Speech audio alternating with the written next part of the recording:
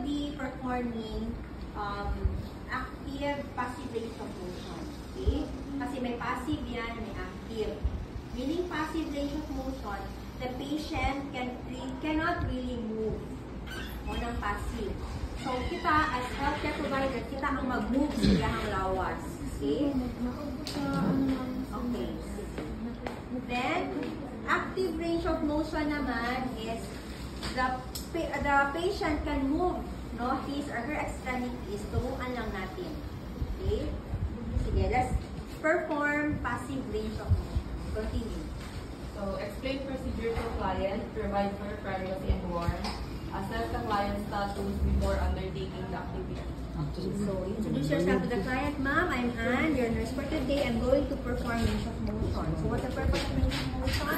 To promote blood circulation. Okay?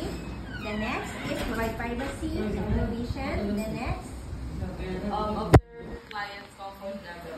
okay, so dapat you assess the client from head to toe. Okay? Assess the client from head to toe. Then, assess the client's comfort level. The next, Wash hands and apply gloves. then gloves. Lower the bed rail near you if up. Elevate bed to the proper Right? working height. Position the person supine. Okay, so this position is supine position. Next, Exercise the neck if allowed by your employer and if your supervisor instructs you to do so. so to exercise the neck of the patient, kuan lang siya, rotation. Okay, rotation is to the right, then center, then left. Okay, so you do support the head of the patient, right, center, left, 5 times. Okay, 1, 2, 3, tapos after 5 times.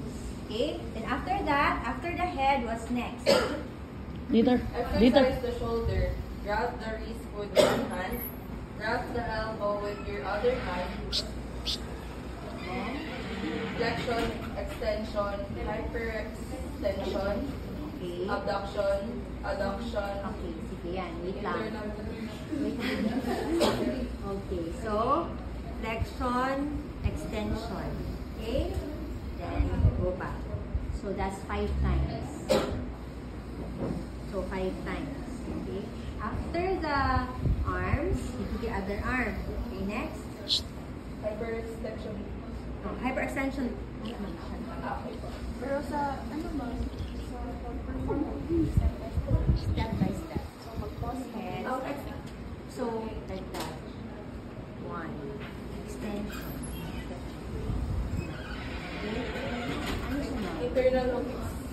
Walang rotation na, agad. Walang ano? Abduction o adduction. Abduction and adduction. Abduction, adduction. Okay? Abduction, adduction. 5 times also. Okay? Next. Internal rotation. Internal rotation. Rotate ba ito? Pronation and supination na. Wala. Ano lang meron? Ay, nakamang pronation. Focus lang ka, ma'am. For,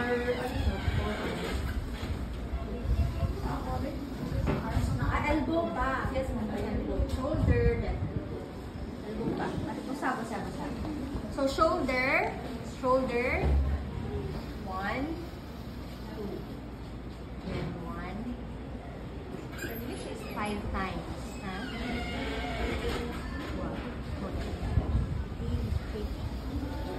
Next is elbow. Okay? That one. Flexion, extension. Flexion, extension. 5 times. yes, Then, forearm. abduction, adduction. Abduction, adduction. 5 times. Okay, next is the tapos na tayo sa shoulder, tapos na tayo sa elbow. Hands, Forearm mount pronation and supination. pronation, prone, supination. Pronation, supination. Pronation, supination. What's next? Basta 5 times lahat. Okay? Exercise wrist mount. Hold the wrist with both of your hands. Then, Flexion, extension. flexion, extension, flexion, extension. 5 times. Hyperextension. Flexion, extension, hyperextension. Flexion, extension, hyperextension. Okay, 5 times yun. Tapos, radial flexion and ulnar. Radial, Radial and ulnar flexion. 1, 2, 1, 2, 1, 5 times. Sunod, Linear na po. Abduction, adduction. okay, abduction, adduction, abduction, adduction. So, all the 5 digits, dapat abduction, adduction. Okay? 5 times. Then, Extension and flexion. then, next is Extension and flexion. this one. Baba, diba? Extension. Ano sunod? Ay, thumbs na doon. All the person's hands. Yes. With After one hand. abduction, Hold the thumbs with adduction, your other hand. Abduction and adduction. Tapos na yun. The next is Opposition. opposition. Opposition is, yan, opposition. Okay? Opposition. Opposition. Opposition. Okay, next. Flexion and extension. Close the palm, then open. Close, then open. Okay, 5 times. What's next? Tapos tayo sa hands. What's next? Exercise the hips. The hips of the patient. Open natin.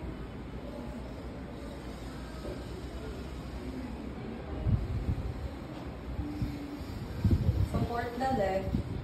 Place one hand under the knee. Place your other hand under the ankle. Flexion, extension. Flexion, extension. Flexion, extension. 5 times. Okay, next. Abduction and adduction. Abduction, adduction, adduction. Abduction, adduction.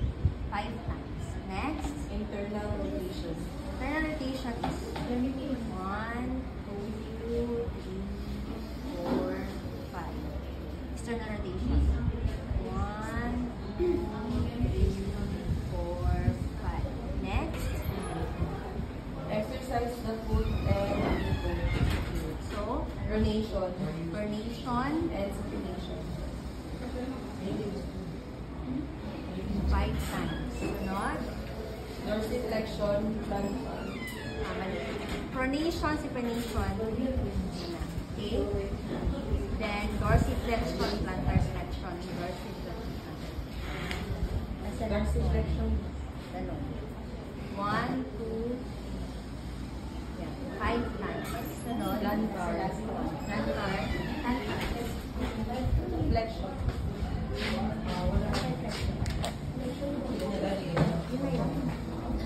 Usap ha?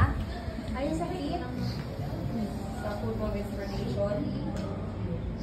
Supination.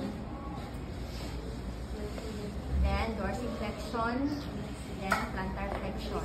Dorsiflexion, plantar flexion. 5 times. Okay?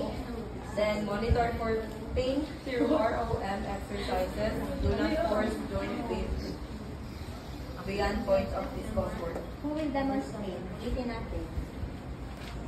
Who will demonstrate? Michelle, ma'am.